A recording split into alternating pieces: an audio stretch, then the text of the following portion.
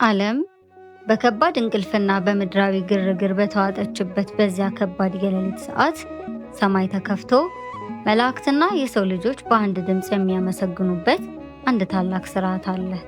እርሱም የሰዓታት ጸሎት ነው። ዛሬ የታላቁ ሊቅ የአባ ጊዮርጊስ ዘጋስጫን ድንቅ የጸሎት መጽሐፍ ከአጻጻፍ ታሪኩ ጀምሮ እመቤታችን ድንግል ማርያም ለደራሲው እስከገለጠችለት አስገራሚ ምስጢር ድረስ ደረጃ በደረጃ እንመለከታለን። ሰብስክራይብ፣ ላይክ በማድረግ አብራችሁን ሁኑ።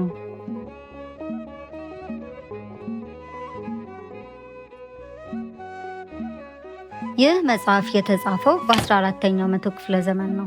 ደራሲው አባ ጊዮርጊስ መጀመሪያ ላይ ትምህርት እምቢ ብሎት ዘወትር ወደ እመቤታችን እየሄደ በእንባ ይማጸን ነበር። እመቤታችንም በቅዱስ ሉቃስ ወንጌል ላይ ጸጋን የሞላብሽ ሆይ ተብላ የተመሰገነችው እናት ጸጋዋን አፈሰሰችለት። ከዚያም አእምሮ ተከፍቶለት እንደ ጅረት የሚፈስ የጥበብ ምንጭ ሆነ። አባ ጊዮርጊስ ይህንን መጽሐፍ የጻፈው በጾምና በታላቅ ተጋድሎ ነው። መጽሐፉ የሰው ሐሳብ ሳይሆን የመንፈስ ቅዱስ አነሳሽነት ያለበት ሰማያዊ መዝገብ ነው። ቅዱስ ዳዊት በመዝሙሩ ስለ ጽድቅ ፍርድ በቀን 7 ጊዜ አመሰግንሃለሁ እንዳለው ሌሊቱንና ቀኑን በምስጋና ለመቀደስ ይህንን ድንቅ ሥርዓት አዘጋጀ። አሁን ወደ ጸሎቱ ጥልቅ ፍሰት እንግባ። ይህ ታላቅ ጸሎት ሲጀመር በመጀመሪያ የሚያተኩረው የጸላዩን መንፈሳዊ አውድማ በማጽዳትና አእምሮን ሰላም በመስጠት ላይ ነው። ልክ እንደጀመረ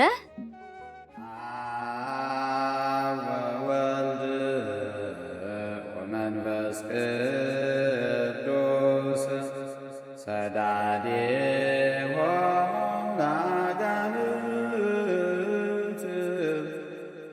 ስድዶሙ እግዚኦ ለአጋንንት እምየማንነ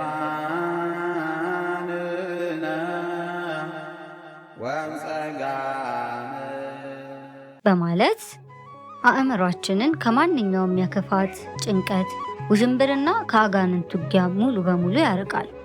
አእምሯችን በዚህ መለኮታዊ ኃይል ከጸጥታ ስፍራ ከደረሰና ለጸሎት ከተዘጋጀ በኋላ ጸሎቱ በቀጥታ ወደ መንፈሳዊ ትጋት ይሻገራል።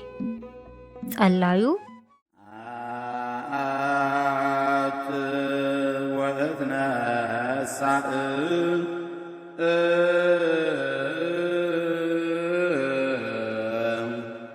በስመ አብ ወወልድ ወመንፈስ ቅዱስ በማለት ራሱን በትዕምርተ መስቀል አማትቦና በሥላሴ ስም ተመርኩዞ ከመንፈሳዊ ድካምና ከእንቅልፍ ስንፍና ይነቃል። በወድቅ እንኳን በኃይል እነሳለሁ በሚል ታላቅ ተስፋ መንፈሳዊ ትጋቱን ያጸናል። በዚህ መልክ ራሱን ካበረታ በኋላ ጸሎቱ ወደ ፈጣሪ ክብርና ምስጋና ይገሰግሳል። ይትባረክ እግዚአብሔር በማለት ብቻውን ታላቅና ድንቅ ሥራን የሠራውን አምላክ በማክበር ምዕመኑን ወደ ፈጣሪ ታላቅነት ያደርሳል። ይህን ተከትሎም የሰው ልጅ ምስጋና ረቂቁንና ሰማያዊውን ሥርዓት እንዲቀላቀል ያደርጋል።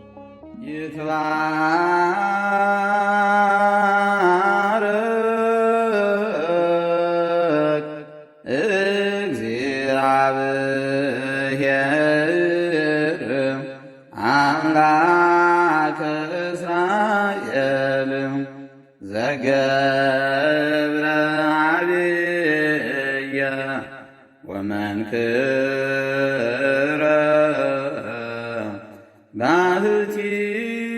ባሕቲቱ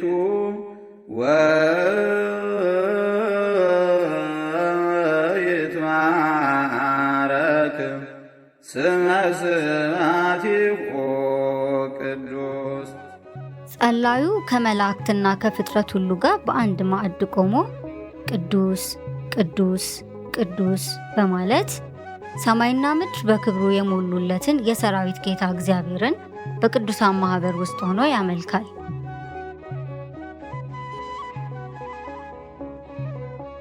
ታዲያ ይህ አምልኮ በፍቅርና በምስጋና ላይ የተመሰረተ መሆኑን ለማሳየት ጸሎቱ ወደ ግናዩ ለእግዚአብሔር ስርዓት ይሻገራል። መሐሪ፣ ቁጣው የራቀና ምሕረቱ የበዛ መሆኑን በማስታወስ ጸላዩ በሙሉ ልቡ ለፈጣሪው ይገዛል። ከዚያም በሰው ልጅ ድህነት ውስጥ ታላቅ ድርሻ ካላት ከቅድስት ድንግል ማርያም ጋር በማስተሳሰር ጸሎቱ እዌድሰኪ ኦ ድንግል፣ የመለኮት ማደሪያ፣ የነቢያት ትንቢትና የቅዱሳን ሁሉ መደሰቻ የሆነችውን እናት በማመስገን ይቀጥላል። ደራሲው ጸሎቱን በቀጥታ ስለ ራሳችን እንድንጸልይ በማድረግ አይጀምረውም። ይህ ትልቅ የስነ ልቦናና የመንፈሳዊነት ጥበብ ነው። መጀመሪያ ልባችን ለሌሎች እንዲራራ ያደርጋል። ካህኑ ስለ ደካሞች ወንድሞቻችን እንለምንሃለን እያለ ሲለምን፣ ዲያቆኑ ደግሞ ስለታመሙ ሰዎች ጸልዩ በማለት ሕዝቡን ያነቃቃል።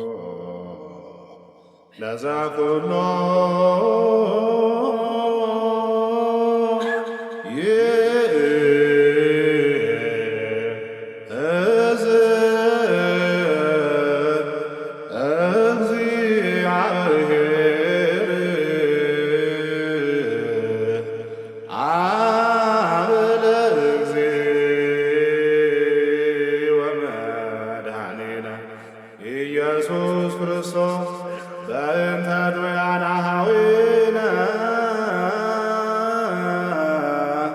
ከመ ኩሎ ደዌ ወኩሎ ሕማም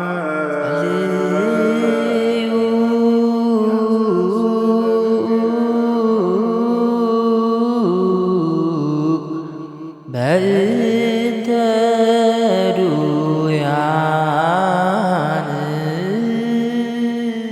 ከደካሞች ፈውስ ቀጥሎ ጸሎቱ በቀጥታ ጉዟቸውን በባህር በየብስና በወንዞች ላይ ስላደረጉ መንገደኞች ይማጸናል። ካህኑ ወደ ሰላም ማረፊያ በጤና ያደርሳቸው ዘንድ ሲል ሕዝቡ በአንድ ድምፅ አባታችን ሆይ እያለ ይከተለዋል። ከዚያም ጸሎቱ ወደ ተፈጥሮ ይሻገራል። ስለ ዝናማት ጸልዩ ይላል። ምድር እንድትደሰት፣ የታረሰው መሬት እንዲረካ፣ ለዘርና ለማጭድ እንዲበቃ ይለምናል።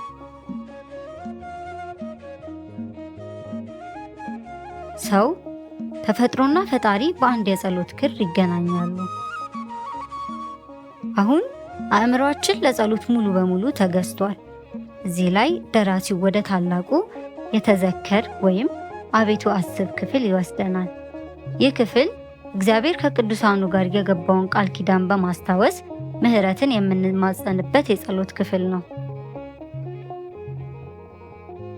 አሁን ደራሲው የጸሎቱን መንፈሳዊ ሙቀት ወደ መጨረሻው ጥግ ያደርሰዋል። ወደ ተወዳጁና እጅግ ምስጢራዊው ንኢ ማርያም ክፍል እንገባለን። ይህ እመቤታችን ድንግል ማርያም ከልጇ የተቀበለችውና ስሟ በተጠራበት ልመናዋ በፈሰሰበት ስፍራ ሁሉ የመገኘትና የመባረክ ታላቅ ቃል ኪዳን አላት። እዚህ ላይ የቤተ ክርስቲያኑ ድባብ ሙሉ በሙሉ ይቀያየራል። ካህናቱና ዲያቆናቱ በግራና በቀኝ ለሁለት ወገን ይከፈላሉ። ቀኝ ወገኑ በታላቅ ዜማ ንኢ ማርያም ብሎ ሲጣራ፣ የግራ ወገኑ ደግሞ በተመሳሳይ ድምፅ ተቀብሎ ንኢ ማርያም እያለ ያስተጋባል።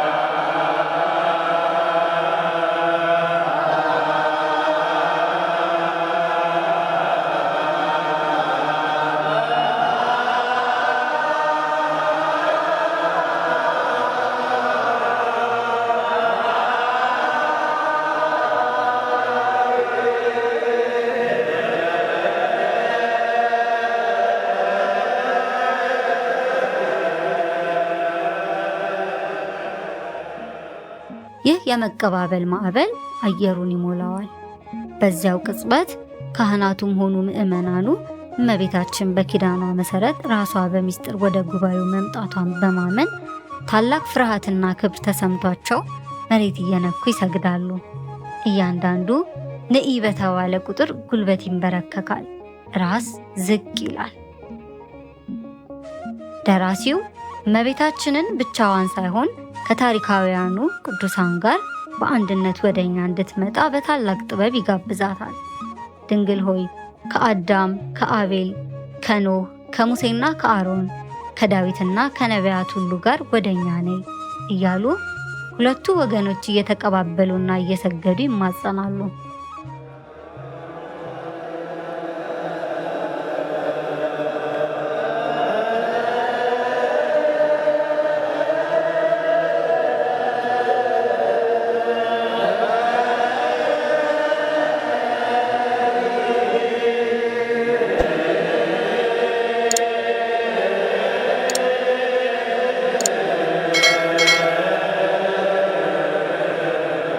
እሷ ስትመጣ የሰማይ ሰራዊትና የብሉይ ኪዳን ቅዱሳን ሁሉ አብረዋት ወደ ምድር ይወርዳሉ።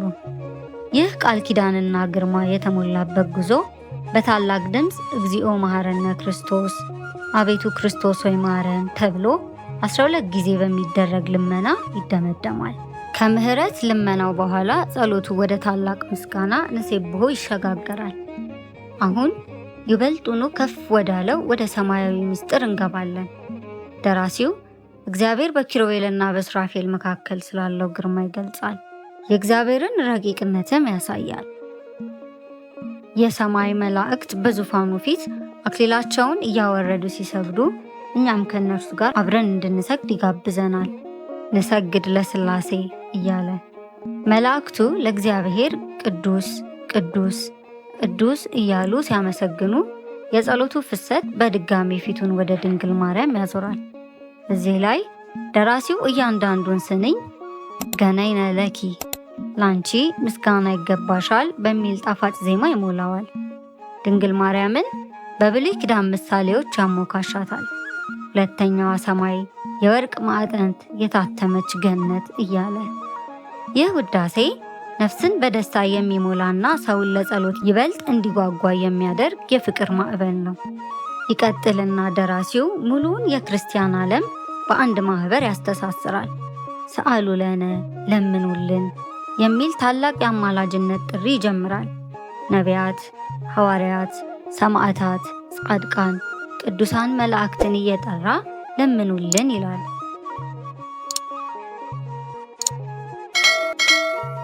ይህ ሁሉ ተያይዞ መድረሻው የሚሆነው ቅድስት ሰንበትና ቅድስት ቤተ ክርስቲያን ይሆናሉ።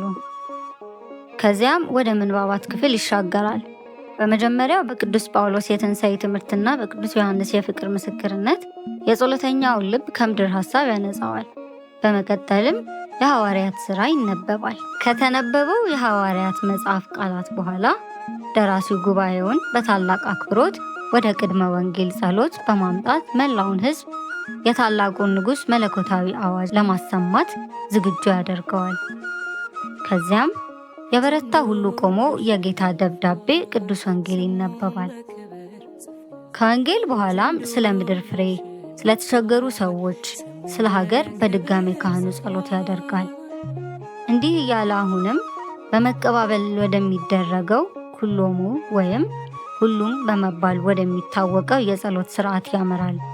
ይህ ጸሎት እንደ ዕለቱና እንደ በዓላቱ ስርዓት እየተቀያየረ የጸሎተኛውን ልብ ወደ ተለያዩ የብርሃንና የታሪክ ማዕዘናት የሚወስድ ሲሆን በየቀኑ የሚደርሰው ኩሎሙ ዘዘወትር ላይ ምድራዊቷ ቤተክርስቲያን ሰማያዊቱን ኢየሩሳሌምን እንድትመስል ተደርጎ ኪሩቤልና ሱራፌል በዙፋኑ ፊት ቅዱስ ቅዱስ ቅዱስ እያሉ ከጻድቃን ነፍሳት ጋር ፈጣሪን የሚያመሰግኑበት መሰረት ሲጣል፣ በኩሎሙ ዘመላእክት ክፍል ደግሞ የታላቁ መልአክ የቅዱስ ሚካኤልና የሰማይ ሰራዊት አለቆች ተራዳይነት እየተጠቀሰ በእሳት ባህር ላይ የተሾሙት ብርሃናውያን መላእክት ከሰው ልጆች ጋር ሆነው አምላክን በቀንም በሌሊትም በንጹህ ልብ እንዲያመሰግኑ ያደርጋል።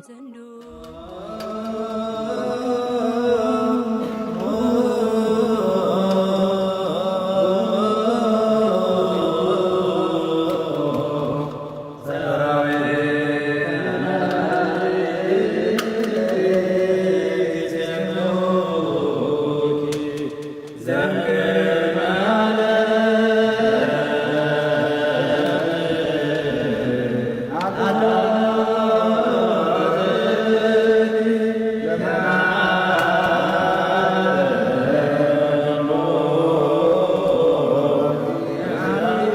የጸሎቱ ፍሰት ፊቱን ወደ ድንግል ማርያም የቃል ኪዳንና የፍቅር ምስጢር ሲያዞር ይበልጥ ይረቃል። በኩሎሙ ዘኪዳነ ምሕረት ክፍል መላው ጉባኤ እመቤታችን ከልጇ የተቀበለችውን ቃል ኪዳን እያሰበና በኪዳንሽ ኃጢአተኞችን ታድኛቸዋለሽ እያለ ለምእመናን ተስፋ ይሰጣል። ጸሎቱ ወደ ስደት ዘመን ተሻግሮ ኩሎሙ ዘቁስቋም ሲደርስ ደግሞ ስሜቱ ተለውጦ ድንግል ማርያም ከልጇ ጋር በበረሃ ያየችውን መከራና ስደት እያሰበ የጸሎተኛውን ነፍስ በሃይማኖት ጽናት ያጠነክራል። በአጠቃላይ ኩሎሙ ማለት እንደ በዓላቱ ስርዓት ኩሎሙ ዘሥላሴንና ሌሎችም እንዲሁ እየተመረጡ በሁለት ወገን እየተቀባበሉ ይዜማል።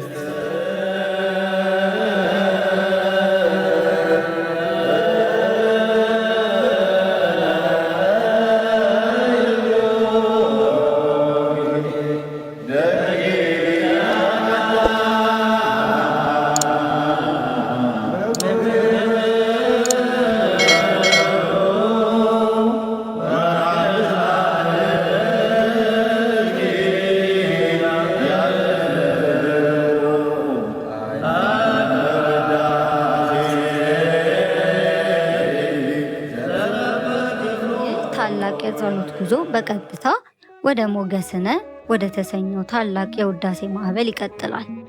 እዚህ ላይ ደራሲው የሰላማችን ማዕዘን ክብራችን የተሰወረው ወርቅና የጽድቅ ፀሐይ እርሱ ኢየሱስ ክርስቶስ ነው እያለ እያንዳንዱን ስንኝ በማስጤን የጸሎተኛውን ልብ በክርስቶስ የማዳን ሥራ ላይ በጥንካሬ ያስራል።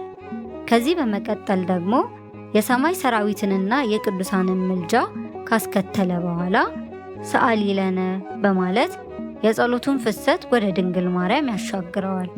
እዚህ ላይ የሰው ልጅ አእምሮ በሌሊቱ ጨለማ ውስጥ ተስፋ እንዳይቆርጥ እመቤታችንን ማኅቶተ ዓለም እያለ ማለትም የዓለም ሁሉ መብራት፣ ጨለማን የምታሳድድ እውነተኛ የብርሃን መገኛ እያለ በታላቅ ድምፅ ያወድሳታል። ሞገስነ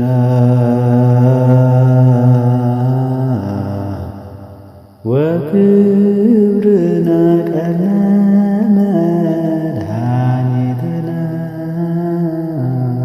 ውእቱ ኢየሱስ ክርስቶስ ትምህርተ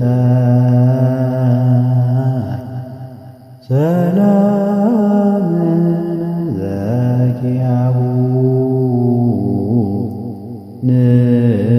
ንትአመን አረፍተ መድኃኒትነ በዘቦቱ ናሰብክ ህብነ ሕይወት ወርእሰ ማዕዘንት ውእቱ ኢየሱስ ክርስቶስ ወርቅ